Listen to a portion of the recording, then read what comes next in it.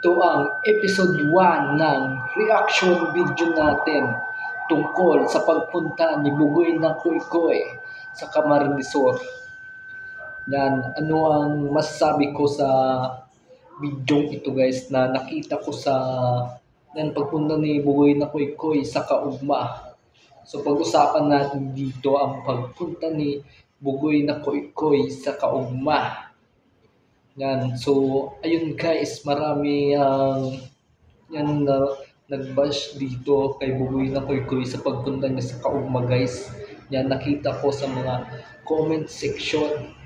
So, siguro hindi fans sila ni Bugoy na Koykoy kaya ganyan ang bago lang makikita ng mga ganyang style na pumupunta sa event na hindi kumanta. So, yan kung nakasubaybay ka kay Bugoy na Koykoy, yan, hindi talaga siya ganong kumakanta sa stage guys, yan, sa mga live performance.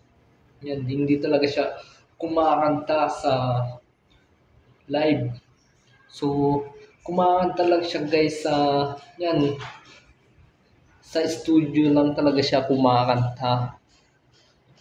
So, hindi naman talaga siya gaanong kumakanta sa mga stage guys, sa mga live. So, yan, bihira lang natin makita si Bugoy na Koykoy na kumanta sa stage guys. So, ganyan ang style niya guys.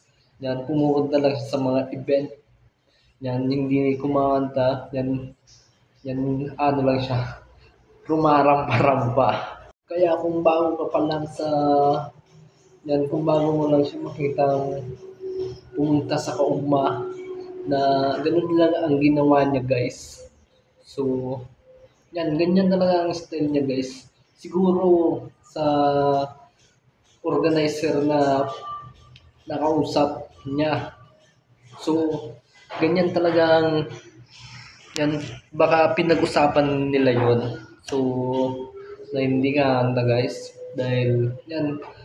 Pero kung fans ka ni Bugoy na Koykoy guys, yan, ma-appreciate mo ang ginawa niya dun sa event na. Pero bihira lang siya kasi pumunta sa mga event. Yan. Pero yung Kaugma guys, isa sa pinakamalaking event ngayon na ginagawa taon-taon dito sa Pilipinas guys. Yan.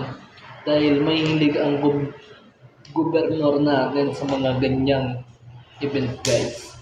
So, yan lang ang masasabi ko sa reaction video na to. Yan, kaya abangan nyo ang mga susunod nating reaction video dito mismo sa ating channel guys.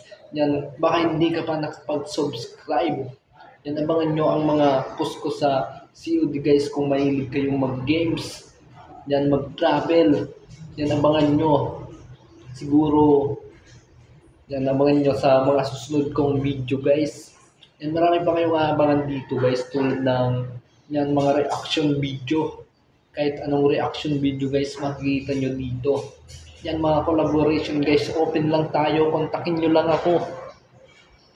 Yan, medyo naiilang ako guys sa ngipin namin guys. Naputol kasi guys nung guys, 2020. Yan, parang mga 2020 na disgrasya tayo sa motor.